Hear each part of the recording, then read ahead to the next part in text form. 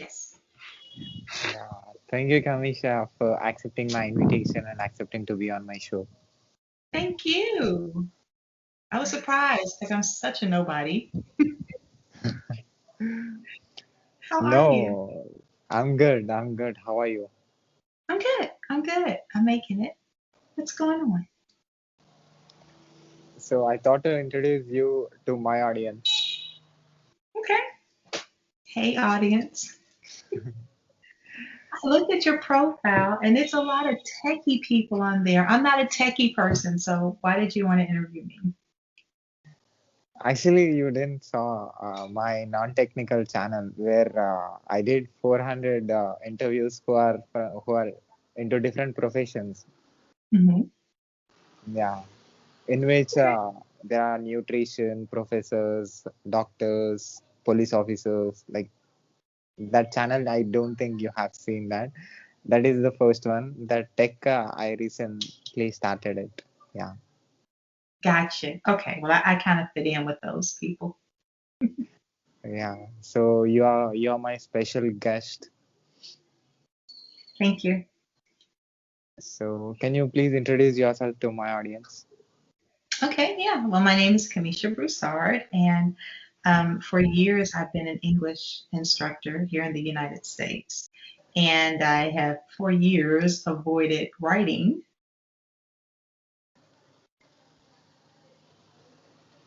first manuscript, originally titled Daddy Issues. And I think it's going to change to Our Dance. And it's pretty much about the really rocky relationship between me and my dad, which kind of led me to make horrible decisions until I realized I was making horrible decisions. And then I became a better person. I'm a mother of four boys. They range in age from 30 to 26 to 22 to 3 years old. So the 3 year old may pop in here any minute now. Born and raised in Chicago, and now I live in Texas. And I like doing whatever I want to do whenever I want to do it, however I want to do it. And my husband lets me. So that's me. Wow, extremely positive. I try to be. I try to be. So you are an English instructor. Yes. So what do you do? What is your profession now? Oh my gosh. Okay, so I think I have one of the hardest because nobody likes to write anymore. When my students come to me, they don't like to write. They're used to Instagram, they're used to TikTok.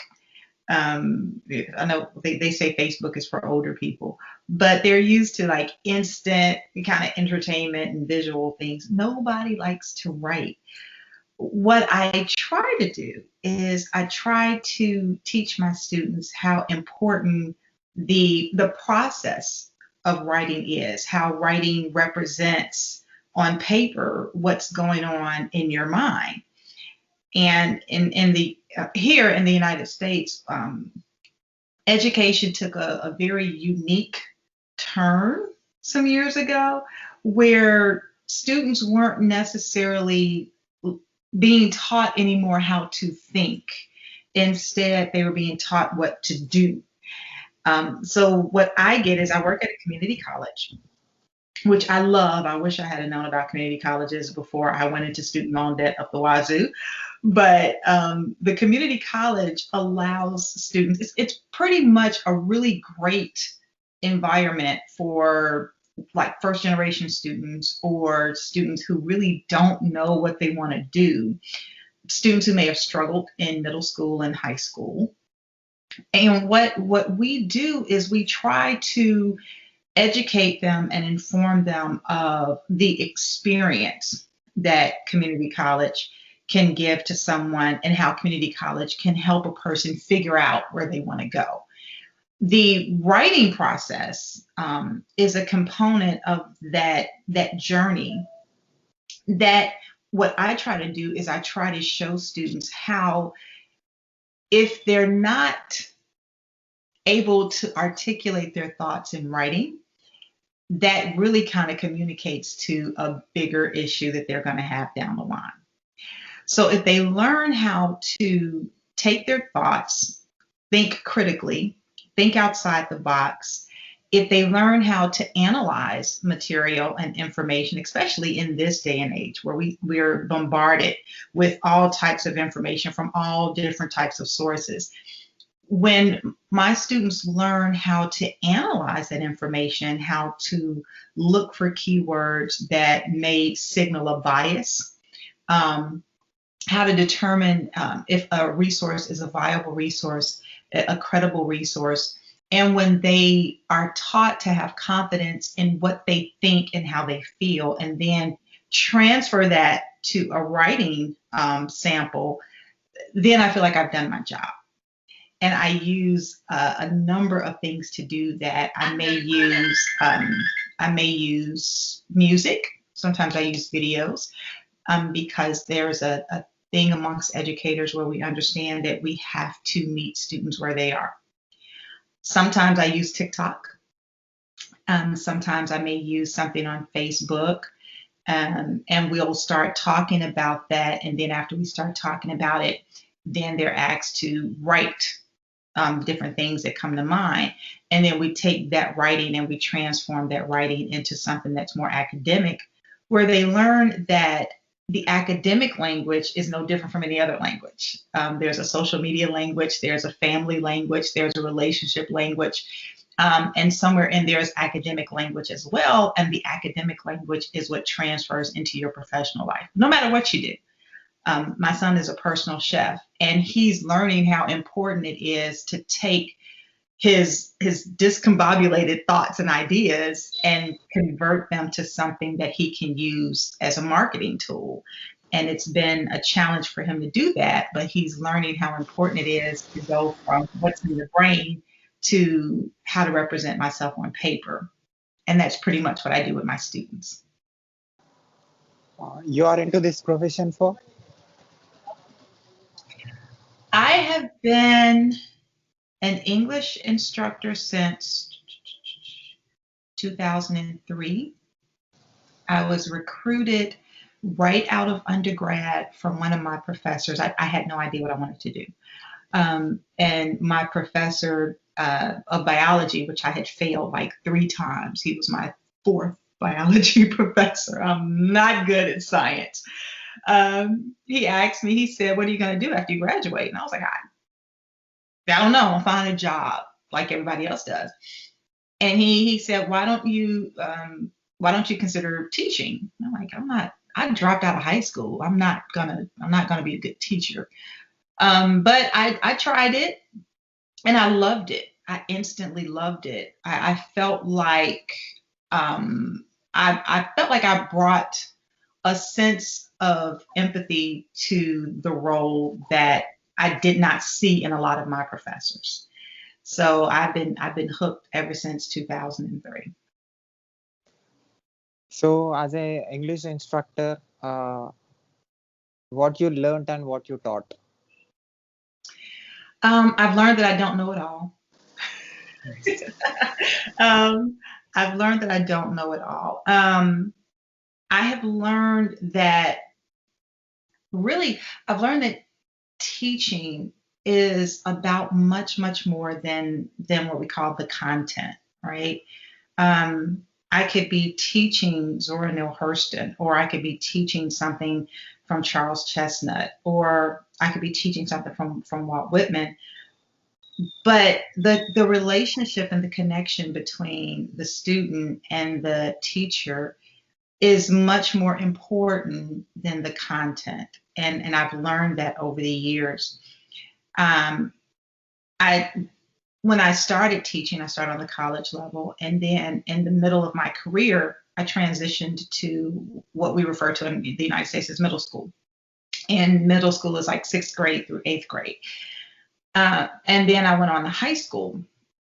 And what I learned is that to really be a great educator, you have to understand the developmental stages of people. where they are at a certain time. And when you understand how people develop, but then when you also take into their background experience, their family experience, their perspectives about education, their fears, their confidence or their lack thereof, all of those things have to be taken into consideration as an instructor when you're trying to reach a student, because I will I will forget a lot of my students. I've taught over 3,000 to 4,000 students during my career, and I will forget a lot of them, but there are a great number of them that won't forget me or an instructor that impacts them in a positive way or a negative way. So, what I have learned is that I want to be remembered by each person that I teach as a positive instructor who wasn't so much concerned with the content. I was more concerned with what that person as an individual got out of the content. How did that student connect with the content, and how could they take that connection and use it to further their experience, no matter where they go, whether they finish college or whether they move on to something else. That is what I've learned, that the student is definitely more important than the content. And what you taught? What did I teach? Yeah. Oh gosh, critical thinking, um, understanding literary elements, understanding how writers use literary elements to communicate different messages. Um, I teach pretty much, I teach a lot of confidence and ability to think and articulate those thoughts on paper. I may teach format. I use MLA. We use MLA format in humanities. So how to structure a paper, when things are borrowed from other writers. I teach students how to not commit plagiarism and how to give proper credit to people they borrow from. And unlike high school tries to say, use your own words, don't use anyone else's words. In college, we want students to borrow material from other people because it shows that they've done the research. So then it becomes it becomes a struggle to get them out of that mindset that they can't use other people's material. Yes, you can use someone else's material. You just have to make sure you cite it correctly. So part of my job is to teach them how valuable research is, how to differentiate credible sources from those that are not so credible, and how to use that information in their essays and in their papers and cite the author that they got it from so that they themselves become professionals and more credible when it comes to what they're putting on paper. Because once it's on paper, it's there forever and they have no control over where it goes. So it has to be right in the beginning. I think as a human being, uh, you being a person who understands language and who knows how to use it in order to uh, create a connection, because the language is the medium with which people connect. So I think that you're into one of the greatest jobs. Yes, yes, I love it. I will say that one of the things I learned, and I learned this from my students, is one day we all got together and I had students from different countries, and there were maybe 8 languages represented in my classroom. Um, I felt a little condescending as an instructor because I felt like I'm in the position where I have to assign a grade to my students who speak multiple languages, but I only spoke one. That did not sit well with me at all. Um, I considered them to be much more intelligent in that respect than I was. And I really felt um, inappropriate grading them on their lack of English perfection when I didn't know any other language. So what we did as a class one time is I took one sentence in English and I asked each one of them to translate that sentence in writing in their native language, and each one of them did. And I was amazed at they were learning and I was learning. I was amazed at how difficult it was for me to understand not just the words that they wrote, but the order of the words, the structure of those words, um, how the sentence kind of played out on paper was very different than what I had been used to in English. So it was a humbling experience to say the least. They all passed, of course. Do you observe other languages? No. They each one of my students knew at least three languages. I was the only person in the classroom that only knew one. Wasn't my best moment. So why do humans need a language in order to communicate and connect with other human? Why? um because I think language is the closest thing to, regardless to who we are, what we know, what we don't know, where we've come from. Um, when we're able to understand what some words mean in our own language, we're able to try our best to articulate how we feel and what we think to someone else, even though we may have language barriers. Um, I know sometimes when I'll go, like I remember once my husband and I were in Cabo.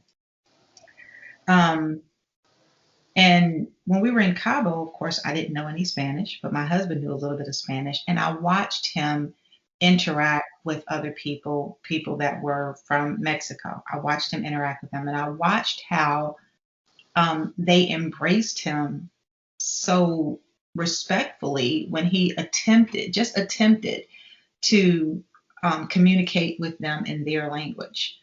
And I watched a relationship form. And when I watched that relationship form, I somewhat felt excluded, but I also understood how important it was that language established respect between two people from two completely different parts of the globe, and how just accepting another person's language opened the door for a relationship to build.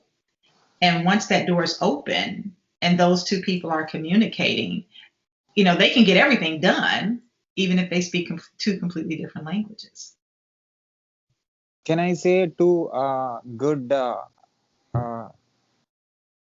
English speaking people or people who understands English or people who understands any language, any two people who are connected with each other can be for long time if because of the understanding of knowledge, understanding about the words and the language that they are using.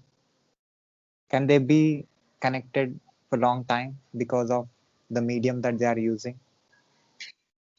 I think that yes, I think there are two things that really connect people regardless to where they're from: language and food. And when you think about it, there are so many times that we will get together over either a simple meal or a great meal, and we'll talk.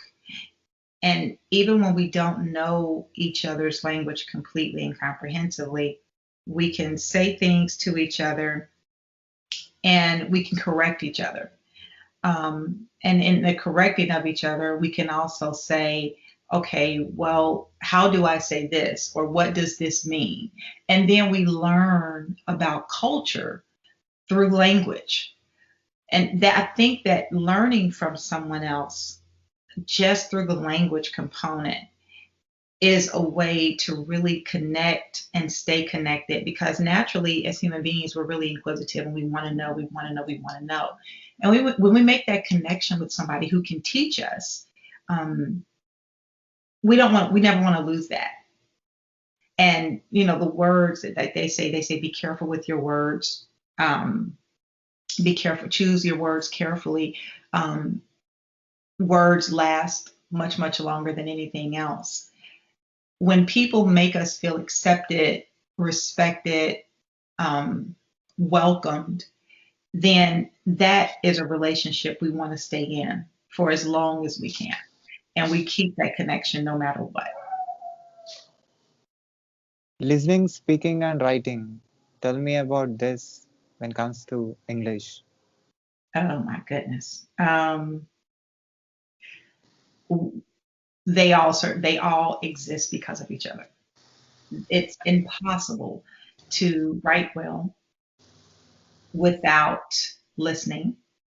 It's impossible to speak well without knowing how to write well or how to listen well. And it all starts with listening.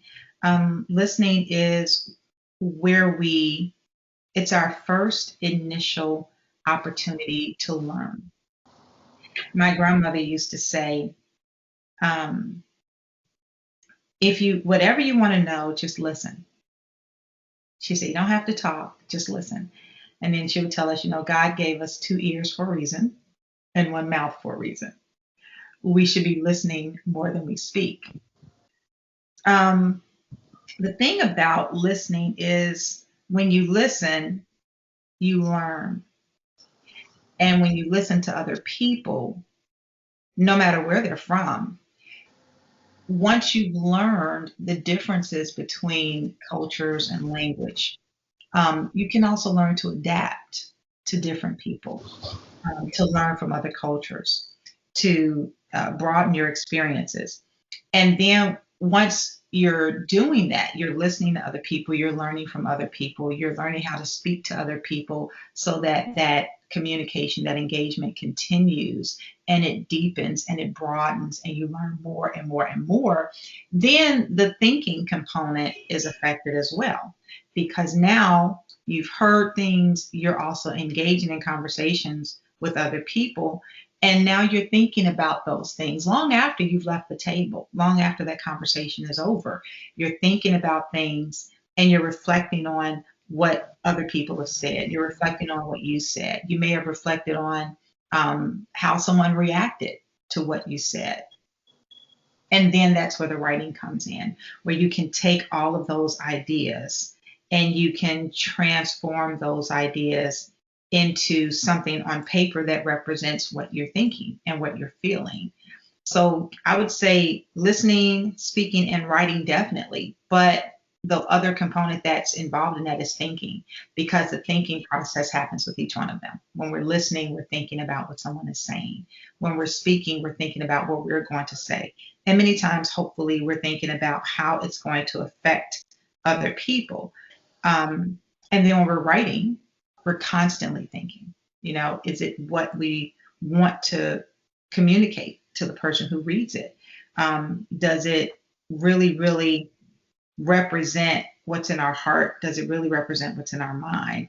And then we revise it and we edit it and we change some things, because we know that what we write on paper can travel miles and miles and countries beyond what we actually put on paper, especially now in today's time. Something written in 5 minutes can be seen by the world in 10 minutes. And once it's out there, you can't get it back. So those four things, thinking, listening, speaking, and writing, you can't have one without the other. So, can I say a good writer can become a good speaker? Um, I think so, if they don't have a fear of people. um, we write in isolation. The book that I'm writing now, um, there are times I have to close my door and I'm just by myself and I'm writing. And sometimes when that happens, I'm crying profusely. Um, I'm upset. I might throw things at my computer because I get kind of mad. Uh, when I start to talk about the subject of my writing, there may be times I may get teary eyed. So, talking about those things in front of people is going to be much harder. I think we're more vulnerable when we're in front of people. Um, Writing, we can definitely, as a speaker, we can definitely be as articulate as we are when it comes to our writing. We know how to adjust from an area of solitude to an area where we're with a number of people. We do know how to adjust to that, but the content really will determine how easily we can adjust. Is that possible for me to express my feelings, emotions, and thoughts using the medium called language? The exact emotion and feeling and the thought of mine. Um, yes, it's a very vulnerable place. And I think that because when we talk about emotion, the emotions that make the best um, speaking events or speaking engagements experiences, because we have that two-way relationship where we're speaking and the person is listening, and we want them to stay engaged. We want them to stay in the moment. So you think of the content, and if we're talking about taking what you think and what you feel and speaking in front of an audience and connecting with that audience, what we're talking about is vulnerability. And you have to be strong enough to be vulnerable to get an audience to really understand how you feel. The words that you choose are going to matter when you're speaking to an audience. The words that you omit are going to definitely, um, the audience is going to pick up on those words that the things that you're not saying. And when an audience picks up on what you're not saying, what you do is you lose a little bit of credibility because they know you're holding back. So when you write, like I said before, in solitude, you write in solitude, and there's a safe place in that, right? I'm writing in my office. I don't know who's going to read my book next year, but I'm not in that room with them. I'm not vulnerable to them at that moment. Whatever they think, whatever they feel, whatever they have to say, they can't get to me. But in an audience, that's not the case.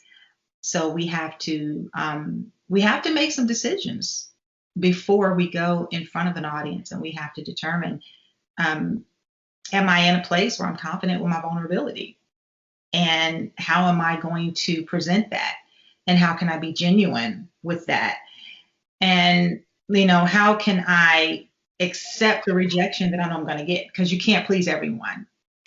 Um, so it all comes down to me to confidence. Yes, can you communicate what you think and what you feel using language? Can you communicate that to an audience verbally? Absolutely.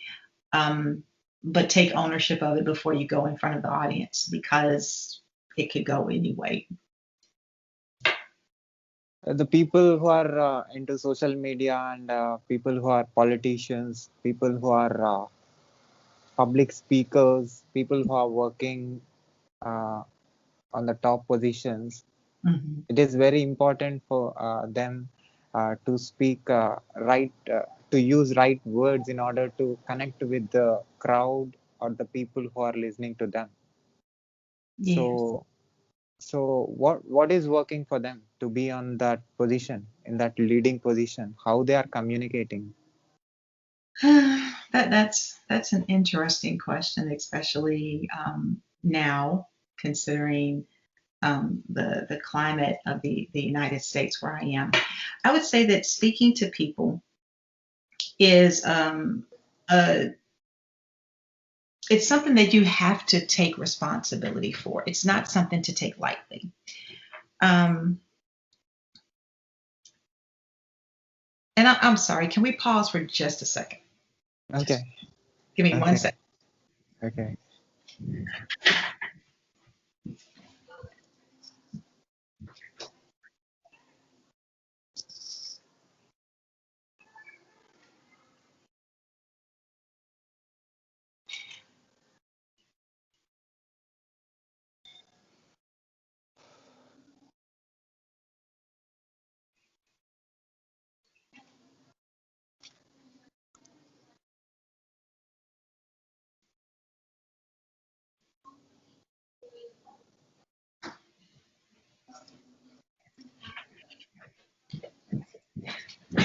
So sorry. Okay, it's okay. So here's the thing. We have a tendency to feel like everybody who lives is like us, right? We think that everybody um, brings to the table what we bring to the table. Everybody thinks like us. Everybody talks like us. And when we talk about language, listening to other people and speaking to other people, that's when we learn, if we're open to learning, that's when we learn how important it is to acknowledge other people's existence and other people's humanity. Whereas we might not necessarily understand what somebody else has been through, or we may not understand how they think, but we can at least acknowledge it. And if we acknowledge it, we have a responsibility. I feel as though we have a responsibility to be specific with our words and to be responsible with our words. So when we talk about leaders and leaders speaking to a broad audience, one of the things I think the average person should become aware of is how important it is to accept the fact and acknowledge the fact that even leaders have their own personal reasons for saying the things that they say. And at that point, if we acknowledge the fact that personal leaders, professional leaders have a personal bias, right? They say things that they are invested in. We have to understand whether the investment they have in the things that they say align with our own needs and our own background. And sometimes when a person is when they have the power to speak to a large audience, just because they have the power to speak to a large audience does not necessarily mean that they accept the responsibility of what that entails.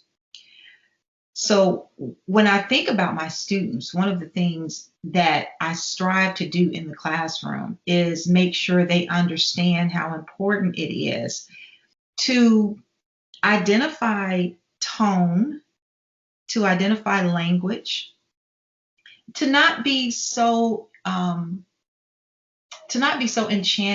with a person's position that we don't hear what they're actually saying. To look at that person as just a normal average person and take in what they're saying and really evaluate if what they're saying is good for humanity across the board, not necessarily good for just one person, but what what effect will their words have on other people? um, who do their words benefit the most? And if a person is not of a certain cognitive ability to be able to differentiate what's true versus what is preferred or versus what's opinion, if a person can't differentiate between those two things, how is a leader's language going to affect that person? And that's very important for, I think, everyone to at least acknowledge. Um, Here in the United States, we have the situation, unfortunately, of our capital being attacked, which was huge for us. That's like our country's home. And what we're seeing right now is that a lot of people are saying that they were listening to people that they admired and respected. Well, the thing is that everyone in the United States had access to the same speech. Everyone had access to the same information. But because we're all from different backgrounds, we're from different cultures, and we understand things differently, some of us knew when we heard it, that's just not right. But those who were not able to differentiate or separate their emotion from their thinking, they bought into emotion rather than think out what sounded plausible and what didn't sound plausible. And that's where leaders play an important role in the things that they choose to say.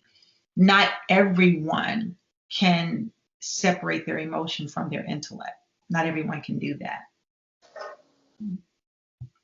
So these content creators in the internet and the storytellers and people who are making movies, they're Mhm. expressing their the information that they have using these mediums, and they are reaching their audience, and they have their own set of audience, and they are reaching a certain number of people, and some movies or some videos or some news channels or some interviews or anything that is created and that is reaching certain number of people, Mhm. and why some videos are reaching more people because of the vocabulary that they are using or the presentation of uh, uh, their content using the right language, or what is working, why it is why they are, why some news channels, some movies are reaching more audience, are becoming successful in reaching. Yeah. I will say honestly, and this is what we go back to, we call it rhetoric. In class, it's called rhetoric. We say, what is a person's rhetoric? Um, and that's why it's so important to understand how to identify a bias when you hear it. The the the mass appeal of certain movies, certain videos, certain content. The mass appeal of that is that it doesn't connect to thinking. It doesn't connect to logic. It connects to emotion, right? Innately, all of us want to feel valued. Human beings want to feel valued. We want to feel like we matter. We want to feel like someone can connect with us. We want to feel like someone can understand us. And unfortunately, feeling those things doesn't matter if they're true or not. And this is what leaders understand who are in that position of mass appeal. Leaders understand that their words don't have to be true. All they have to do is find the people who need to feel that way, who need to hear those things, right? If we if we go back to our most basic, not looking at the broad picture of how many millions of people prefer this movie to that movie or this content to that content. If we look at the most basic human need, just between two people, right? Just between two people, or even a classroom of students, the most basic human need is to be accepted, just to be accepted. And how do we gain acceptance? Through how we communicate, right? Through the things we say, the things we don't say. So when we're kind of just in our small little bubble and we're looking for that connection, we're looking for that relationship, we're listening to the words. We're we're saying the things we think another person wants to hear. And if the person doesn't accept it, then we change up and we say other things that we think the person wants to hear. And we continue to do that until we find our tribe, right? And they do the same with us. They say things, and if we don't like it, they may change what they say. And then if we still don't like it, they may change what they say again until it clicks. And then they found their tribe. So that's the most basic human interaction. So you take that and you take it to social media where it can reach millions and millions of people. So then you have that person who has their own agenda, right? Regardless of what that is. They might need attention, or they may want people to agree with what they have to say, or they may be selling something. They're going to use the words that those people are attracted to. They're going to use the words and the language that those people want to hear. So when those people hear it, they're going to flock to it because that's what they need. So they're getting what they need, but they're not analyzing whether it's genuine or not. And that's the biggest difference. My husband loves shoot 'em up movies. He loves them. He loves movies where there people are kind of hunting other folks, or people are shooting up people. He loves those movies. Come on, sweetheart. Me, on the other hand, I will not watch one of those movies. Huh? Milk. Milk? Okay, we'll get milk in a minute. Um, I like Disney movies. He will not touch a Disney movie.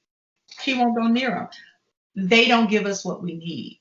So what we see is when we see millions of people gravitating towards a certain thing in social media, we see that those are those millions of people who need that. They need to feel that way for whatever reason. And then the conversations should start, but they don't. Because what's happening in those movies and what's happening with that social media and what's happening with that leader, it's so captivating for that audience. It's giving them what they need and they feel good. So when they feel good, they don't want to hear anything else. They don't want to hear logic. They don't want to debate. They don't want to hear reality. They just want to feel good. And that's the difference. The people who are getting disconnected, can I say, because of the communication? Mhm. Yeah, definitely. Communication gives us what we need. It gives us what we need. Some of us don't need anything. So, in that respect, the communication doesn't give us what we need. It does what it's supposed to do. It communicates a message, right? Other people, they need things. And in that respect, the rhetoric, be it true or untrue, it gives them that communication fuels their emotion, it fuels their need. So that's where it stops. And in those situations, the communication does not do its function. I think because of the experts like you who understood about the languages, they decided to create some machines, and they decided to communicate with those machines using some compilers with the mediators, uh, with which they can communicate with the machines. Like me, I'm into IT. I'm a computer science student.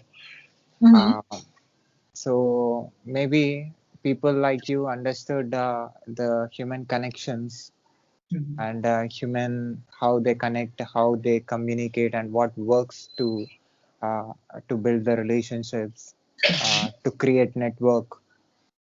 So Mm-hmm. everything is communication. Maybe that experts like you someday, long time ago, created some artificial machines, and they're trying to communicate using these languages called C language, C sharp, Yeah. Python, all the computer languages Mm-hmm. today, and we are learning it. Yeah, I would. Oh, okay, I'm being attacked now by the 3-year-old. Um, I will say that I have looked at Python, and because I like bringing tech into the classroom. That's what students are engaged with technology. So I think being such a figurative language person, because I'm very figurative language. I'm not extremely literal. I can look at literal, listen to literal, and I'm okay with literal. I can understand it completely. But it's the figurative language that I engage with on a deeper level more naturally than the literal. So when I started to kind of dabble in coding and learning Python and C plus, I think it is, and HTML, I was like, okay, so I just have to do exactly what it says. Like exactly. There's no room for interpretation. That was a struggle for me. It was a big struggle for me because I'm so used to interpreting, right? But I could see, and that's another thing. I told you I failed biology 3 times. I failed math 3 times too. Those things are very, very specific and very logical, very step by step processes. A person like me who can understand the left side of an argument, I can understand the right side of an argument, I can understand the middle. Um, I can see where there's no black and white. There are a bunch of shades of gray. I struggle with computer language. I just don't understand it. So what I have to do is learn to kind of adapt, like we talked about listening, speaking, and writing. What I had to do is I had to learn to adapt what I'm used to doing with language and communication, and just accept the coding language just as is. But mentally, that's a struggle for me. So I could see how both. I could see how both would work together. How somebody like me would talk to someone like you and would talk about the different needs, the different ways to communicate, the different ways things may be accepted by a person, the different reactions a person may have. I can see how a person like me might speak to a tech person like you, and together they create something that is a good experience for a computer user. So I think it takes both. So if you observe the recent inventions like Alexa, the devices, there are few devices with which human is like just giving instructions, uh, to switch on the light or switch on the computer or switch on some other thing. Just he's using his vocal cord and using language, using particular vocabulary in order to make it run. He don't need to use physical effort. So, uh, they IT people are understanding. It is mandatory for them to use exact words Mhm. in order to communicate with a machine. So maybe that is one of the reasons why I'm very good communicator, Mhm. because we communicate with the machines. It is very very important for us to have to know the exact terminology, the the words. And if you Mhm. see, you are a writer, you are writing books, you publish books, the vocabulary that you use are different from the technical terminology. And if you Mhm. see, if you come to a doctor, if you see that the words that they use in their subject is different, like different in different subjects the human uses different words, Mhm. and every word has its own meaning, Right. right? So human created different fields in the society, in the world, and some people are becoming writers, some people are coming into IT, some people are becoming politicians, like, but everybody are connected to one, can communicate and can understand one particular language called English, with which they can be connected and they can maintain that relationship. And Mhm. what I understood is I studied a subject called computer networks, Okay. Mhm. in which we have two computers with which we send information from one to another. Mhm. And uh, one, like you said, acceptance. This computer should accept the information that is coming. For Mhm. example, hi. A computer sends hi to this computer. This computer should say hi. First, it should accept it, then it will give a response. So Mhm. like that, the communication. I think these computer networks are created by understanding the human networks, the human connectivity. Human created this computer, this technology, all this are the base. The language is the base for the entire information technology is there today, and and also human is trying to store this information, this language, this data, this all this content in a particular place, and he's selecting few places called where there are less natural disasters takes place. He's selecting those places and putting this content there, and that place is called as data center. In my the data center where the complete data, the video that we shoot will be stored in that. It will Mhm. be there for years, and it will have its own life. So like that. So can I say what I understood? The language is the base, is the base for everything. Mhm. For human, it's very important. That's why I respect you a lot, because you spent a lot of time in understanding it. I think okay, thank you. Thank you very much. Yeah, language is huge. It's huge, and we have to use it responsibly. Like you said, it is the basis of, it's the foundation of everything. It's the foundation of how we listen, how we speak, how we write. It is definitely, it influences our thinking. Um, it helps us build. It helps us build, obviously, technology. It helps us build products. It helps us build relationships. And I think what we're seeing, especially between people like yourself, IT people, and people like me, is that each one of us brings a very unique skill when it comes to communication and language. Each one of us brings something truly, truly unique.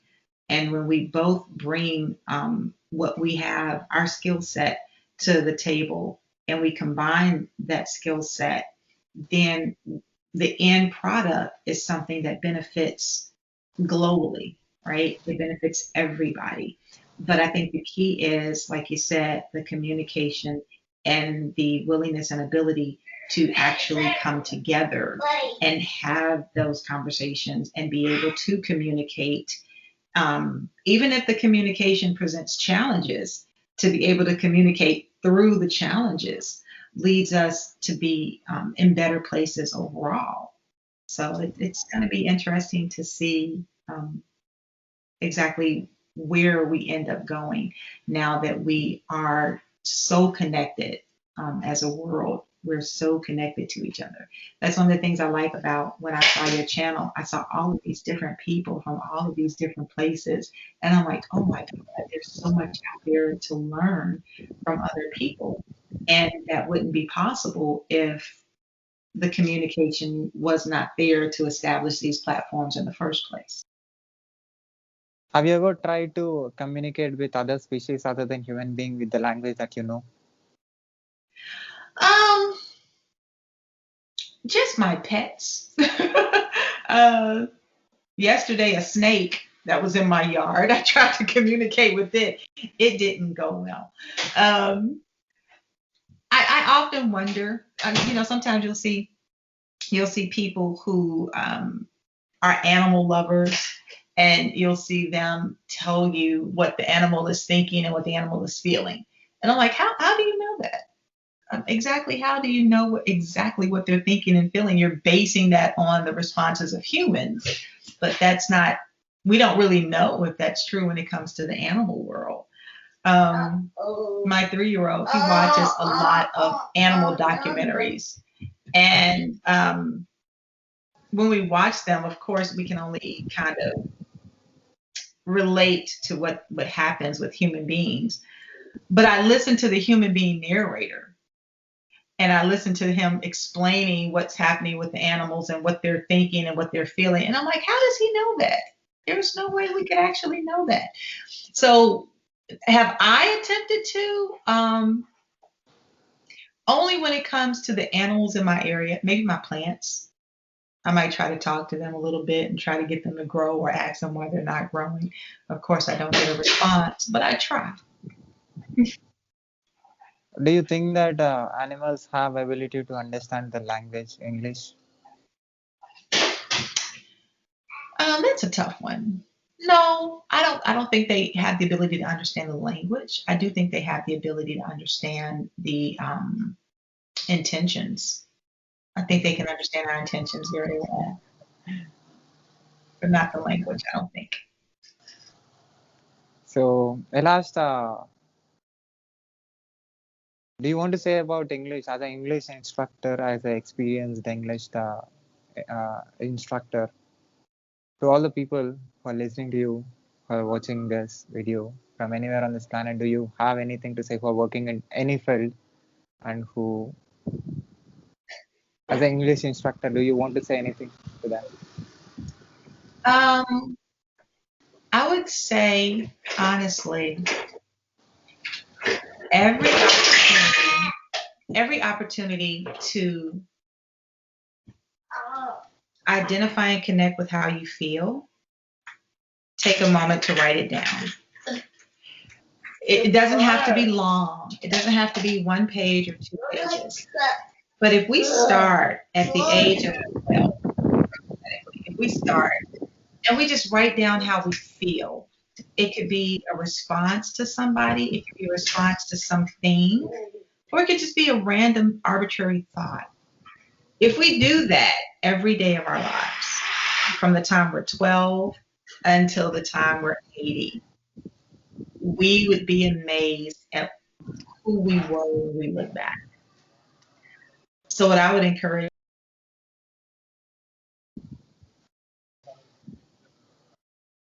don't put anything in it other than something for yourself, nothing else, just you. And once a day, just take a moment to just write something from your heart to stay connected to who you are. So you can go back a year, you can go back 5 years, you can go back 10 years and say, okay, on on May on May 12th, what was I thinking 5 years ago? And it gives us the ability to see how far we've come. That would be my advice to anyone. Writing is a way to connect with yourself.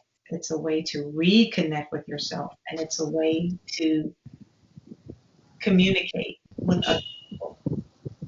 And everybody should be doing it. Just that much. So, at last, about your work, do you want to tell about your work? About the books that you published? Yeah, absolutely. I have a few essays on Medium and P.S. I Love You. And those essays were kind of the start to my writing professionally. Um, my Medium name is Misha's Time, and that's time like the food, like the herb. What I wrote about, a few articles I wrote about was I wrote about race, blacks and whites in America. I've also written about um, communicating with my husband and how words are important and how we have to be careful with what we say. With my husband and also with my 3-year-old, raising my 3-year-old, I wrote an essay about that. My book is scheduled to be published late fall of 2021 or very, very early spring of 2022. And it is about the relationship between my father and I. My father was an alcoholic. Um, he died of cancer when he was 52 years old. And we had a very, very rocky relationship. And the book explores how important it is for a father to be in their child's life and what happens when they're not. What happened to me when my dad was not a part of my life. And it goes on to kind of touch on some of the mistakes I feel like I made as a woman and as a mother, and it also kind of touches on some things I had to do to correct my own wounds in order to become a better person. So right now, the title of it is Our Dance. It's a daughter-father theme, and we're it's with the editor now, so we're looking for it to be in its final phase of publication, and hopefully by the end of this year, we'll be announcing its release date and connecting with small independent bookstores. That's our first go-to, and offering book tours with absolutely no fee, and we'll just be touring the country to talk about daddy issues and how they affect young girls. I'll put all your links in the description of this video. People who finds our video on YouTube, they can find your books and the work that you did. Well, thank you. I appreciate that. And I hope we keep in touch. That'll be great. So definitely, it's a great opportunity for me to talk with you, and it's valuable time for me. And at last, so you said you didn't saw the videos on YouTube Not of the mine. YouTube. I went through all of the Instagram videos. So okay, so I did more than 400 plus interviews Mhm. from people from different parts of this planet, and about 80 to 90 country people are there. Mexican, say Australia, England, Oh, all the country, and almost I covered all the states wow. people in US. So like I started doing this from last 1 year, and it is working and it is going very well. And I started my podcast. In that I completed 70 episodes, like 470 or 480 episodes, and still growing. And I have like 40,000 followers in all the social platforms. So as an observer, as a person who understands the language, what do you think, and what do you say about my way of communicating? Because I communicated with all the country people, because different country people speaks different way. Uh, the English is same, but in different professions, they Mhm. speak different English, and different countries they speak different English. So what is working for me? I think some what we talked about is the brilliance of what you've decided to do is to listen to other people and to open up this platform for people from all different types of backgrounds, nationalities from different parts of the world, and to just have these conversations where we learn what we didn't know. And I think that's important. Another thing I think that's really profound is you have this ability to remove any intimidation that a person may be thinking about or may be confronted with. Um, sometimes, and I'm just going to say it, sometimes when, in a minute, sweetheart, here mommy comes. I'm coming. I'm going to come. Sometimes when you're about to talk to someone who's from a different background, and you know there's going to be an accent, sometimes you struggle to think, okay, am I going to be able to understand? Um, but your personality and your questions and the way you approach it goes back to what we were saying. When two people are open to learning from each other, then a lot can happen. And that's what you do. You make it easy to want to learn, because not only are you listening to me, but I'm listening to you and I'm learning a lot from it. So I love what you're doing. I think it's absolutely unique and wonderful. And I look forward to how far it's going to go. I really do. So I want this video to reach million views, and I want million people to watch this and know what you said and learn something that you said, and improve their skills by understanding you. And I want you to continue what you are doing, and I want thousands of people to get affected uh, because of you, and I want thousands of people to learn communication skills from you and the language, how to use it in order to uh, build connections and build personality. Well, I hope so. We really need that.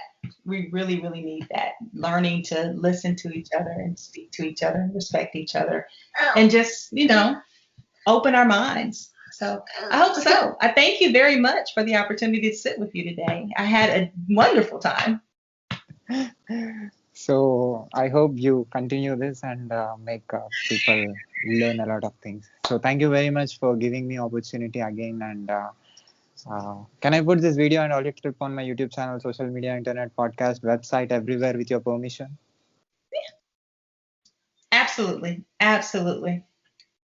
Yeah. Thank you very much. And in future, I will contact you with more questions. If you accept again to be on my show, that will be a pleasure for me.